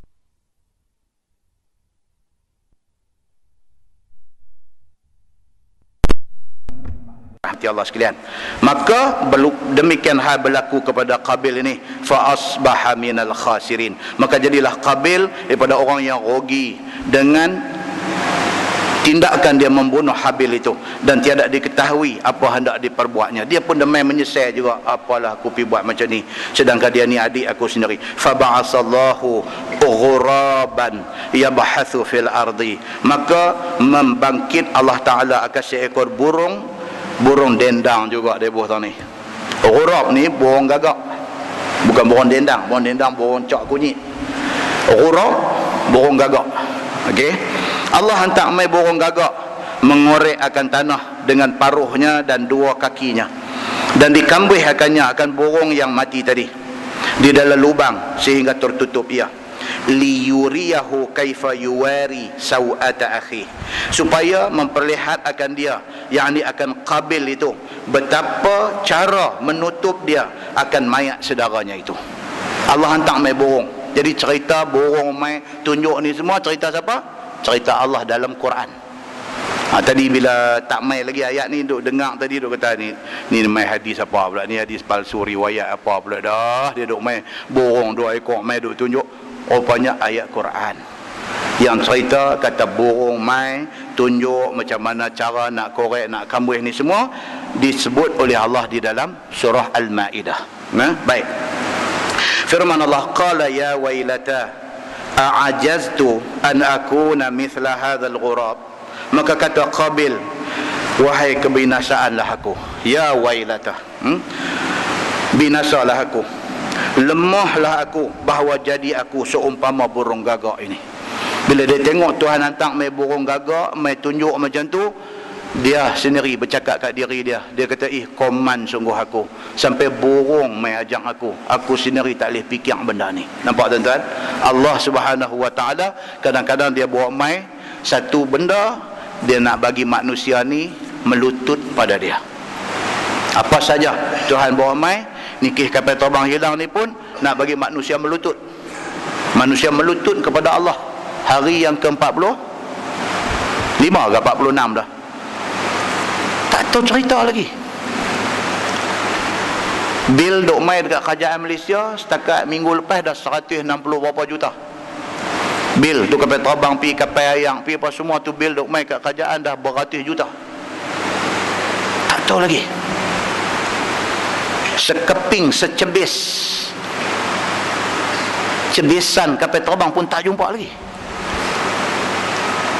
Tak ke betul, tak ke tak betul, dia crash masuk dalam South Indian Ocean, tak tahu lagi. Muslimin dan muslimat yang dirahmati Allah, maknanya keluarga yang terlibat ni masih lagi boleh mengharap kepada Allah something miracle bagi jadi, masih boleh harap lagi, pasal tak ada petanda, masih boleh doa harap lagi. Muslimin dan muslimat yang dirahmati Allah sekalian, apa benda yang ada di sebalik misteri itu hanya Allah Tuhan yang mengetahui. Adakah di sana ada tangan-tangan jahat yang terlibat? Allah yang mengetahui. Kalau betul adakah mereka masih selamat? Allah yang mengetahui. Dan Allah boleh takdirkan apa sahaja yang di luar jangka manusia, Tuhan boleh buat. Teruskan berdoa kepada Allah. Dia macam tu aja. Muslimin dan muslimat yang dirahmati Allah sekalian. Fa uwari sawata akhi, maka aku hendak tutup akan mayat saudaraku pun aku tak tahu. Fa asbaha minan nadimin, maka jadilah Qabil daripada jumlah orang yang menyesal atas kesalahan dan korek lubang dan juga kambus itu. Dia dah mai dah, dia duk mai rasa menyesal, rasa bersalah, rasa silap, rasa patut aku tak buat benda ni, duk mai lah dalam diri dia. Dan dia kata jadi hitam tubuh Qabil itu dan melepas diri daripadanya oleh dua ibu bapaknya, dan mengambil Qabil akan tangan saudaranya Iklimah pi ke satu tempat yang bernama Adan, iaitu di tanah Yaman. Tu dia. Dia dah tak boleh dah, dia rasa guilty, dia rasa dia dah tak boleh nak berhadap muka dengan ayah dia Nabi Adam, kerana dia dah pergi buat satu salah besar macam ni. Akhirnya dia habis fikir tak tahu nak buat macam mana. Dia pergi tak lepas juga Iklimah ni, dia pegang Iklimah, jom hang ikut aku. Dia belah dengan ayat 16 tu aja. Ayah dia balik-balik dia tak ada. Pasal apa? Pasal dia dah jadi orang yang nadimin. Quran kata fa asbaha minan nadimin. Dia jadi orang yang sangat menyesal atas silap yang dia buat tu. So dia tak boleh nak menghadap muka ayah dia, dia malu, dia tak tahu nak kata apa dah, dengan rasa bersalah dan sebagainya. Dia pegang ni perempuan ni Iklimah yang saudara kembang dia ni, jom dia pergi ke Adan, satu tempat di Yaman. Tuan-tuan, Yaman punya cerita adalah hadis ni, bukan sikit tuan-tuan. Tuan pernah dengar cerita hadis yang 10 perkara tanda kiamat ni? Kan? Hadis yang cerita ada 10 benda tanda kiamat ni. Gempa di timur, gempa di barat, gempa di Jaziratul Arab. Itu hadis yang sebut tu, tanda-tanda kiamat ni dia duk mai gempa bumi. Di timur, di barat, di Jazirah Arab, di semenanjung tanah Arab boleh jadi gempa. Ad-dukhan, dia kata asap tebal menyelubungi bumi. Ad-dukhan. Dajjal, keluar Dajjal di atas muka bumi.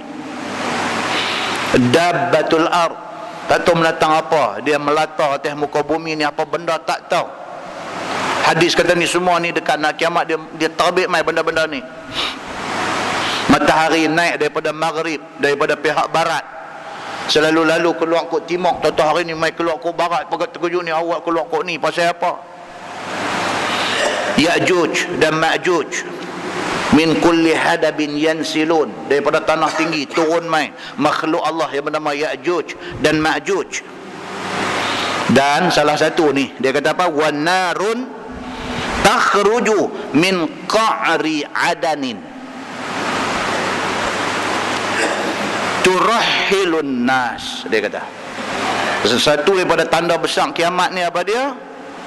Narun, api, takhruju min qa'ri adan, yang api ni mula punca tempat terbit dia ialah Adan, iaitu di Yaman.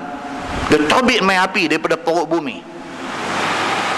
Turahhilun nas, yang api tu dia ligan orang, dia hambat orang duk lari daripada dia, lari sehinggalah semua orang berhimpun di satu tempat.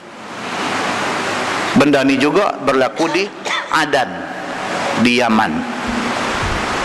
Yang telaga Barhut tadi pun di mana? Di Yaman juga, dekat Hadramaut. Yaman ni banyak cerita hadis dalam Quran, dalam hadis cerita tentang Yaman ni banyak. Yaman dengan Syam, banyak hadis cerita tentang keistimewaan dia. Baik, dia kata Qabil dengan Iklimah lari pergi ke Adan, iaitu di tanah Yaman. Maka datang Iblis. Iblis ni tak lepas, tuan-tuan. Ni yang kata Iblis ni, dia tak lepas, tuan-tuan. Tuan-tuan rajin nak baca cerita tentang Iblis nak memperdayakan orang ni, baca buku Talbis Iblis. Ada terjemahan dalam bahasa Melayu. Dah beli saja baca. Tengok macam mana Iblis ni, hang siapa aku masuk ke mana.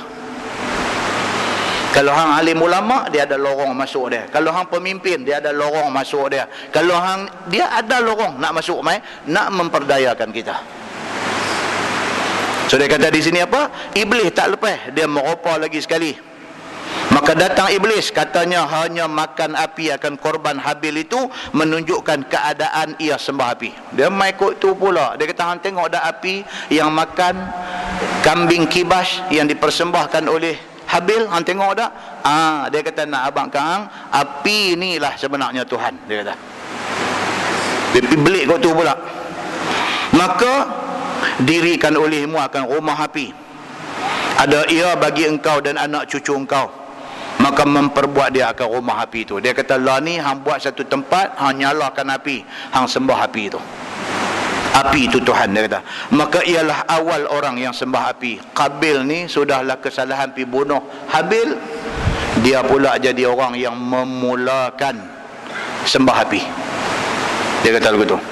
Maka berkekalanlah anak-anak Qabil atas menyembah api. Kemudian daripada mati Qabil itu, dia tak ada anak cucu dia sambung benda tu. Sehinggalah dikaramkan Allah akan mereka itu sekalian dengan tufan, yakni dengan banjir Nabi Nuh. Maka tiada tinggal seorang pun lagi di atas dunia ini, dan tinggal anak cucu Syith sehinggalah hari kiamat.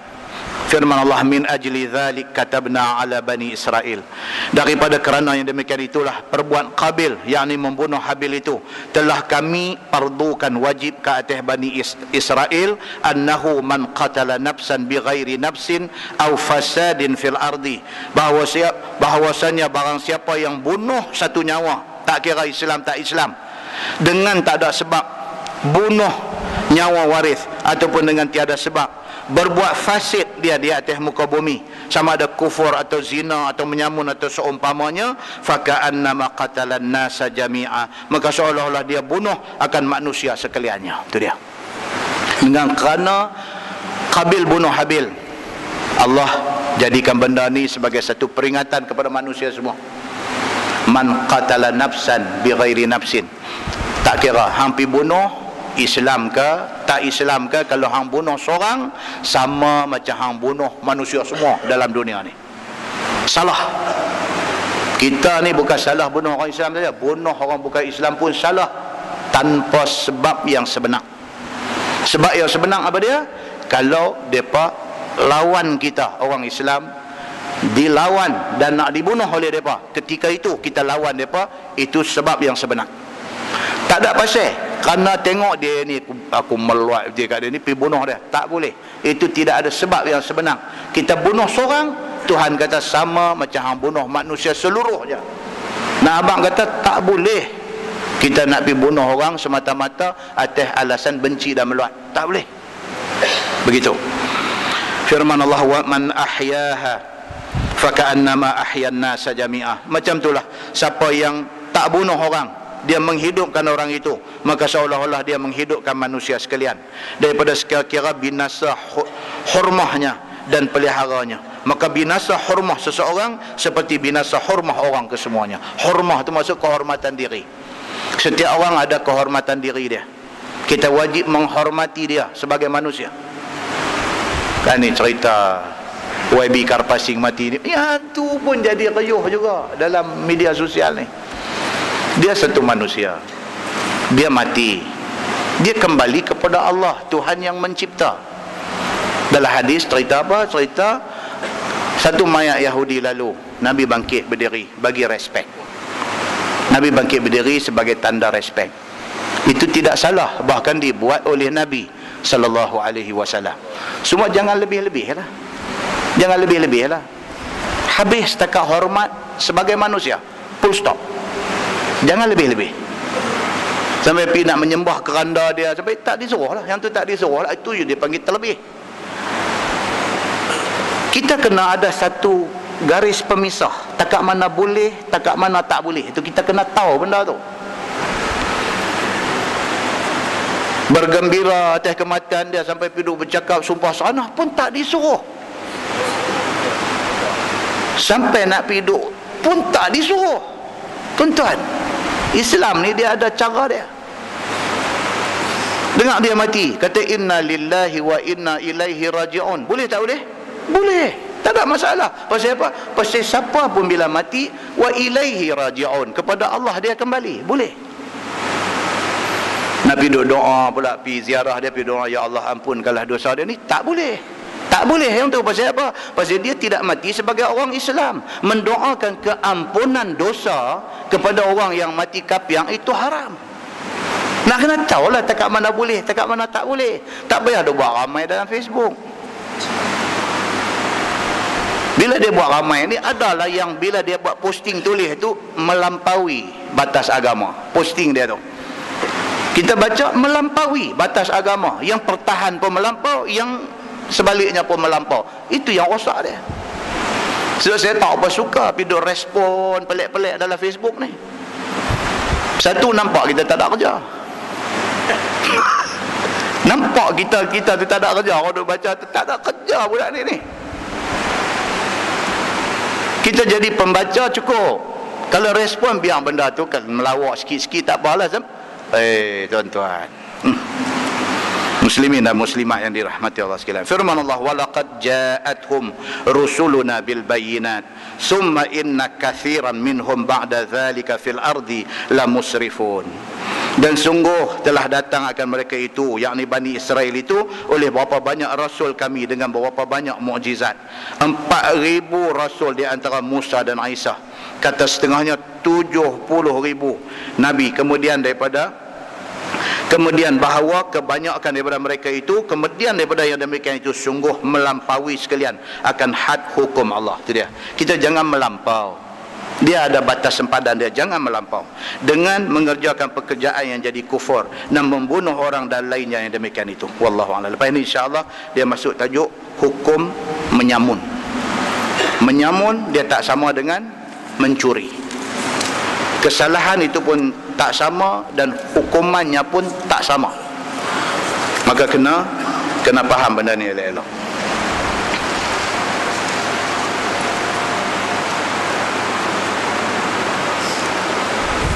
Lepas ni dia akan masuk hukum menyamun. Lepas tu dia mai suruh orang mukmin dengan takwa dan wasilahnya. Kemudian dia mai hukum mencuri. Ni dia mai cerita tentang hukum-hukum hudud dalam Islam. Dia mai cerita tentang hukum-hukum hudud. Dan tajuk ni bukan mai kerana mati Karpasing, bukan. Memang ayat ni dia mai tentu. Dia mai tentu tentang cerita tentang hukum-hukum hudud dalam Quran. Kesalahan menyamun, kesalahan mencuri dan sebagainya, apakah hukum yang disebut di dalam Al-Quran. Kita akan tengok insya-Allah kalau panjang umur. Kita tangguh dengan tasbih kafarah dan suratul As. Subhanakallah, asyhadu an la ilaha illa anta, astaghfiruka. Bismillahirrahmanirrahim. Wal 'asr innal insana illa allazina amanu wa tawassaw bil haqq اللهم صل على محمد في الأولين والآخرين وسلم رضي الله تبارك وتعالى عن ساداتنا أصحاب سيدنا رسول الله أجمعين. بسم الله الرحمن الرحيم. رضينا بالله ربا وبالإسلام دينا وبمحمد نبيا ورسولا. اللهم افتح علينا فتوح العارفين وارزقنا فهم النبيين بجاه خاتم المرسلين. اللهم فقهنا في الدين وعلمنا التأويل واهدنا صراطك المستقيم. اللهم أرنا الحق حقا وارزقنا اتباعه وأرنا الباطل باطلا وارزقنا اجتنابه. اللهم اجعل جمعنا جمعا مرحوما وتفرقنا من بعده تفرقا معصوما. وصلى الله على محمد وعلى آله وصحبه وسلم والحمد لله رب العالمين. السلام عليكم.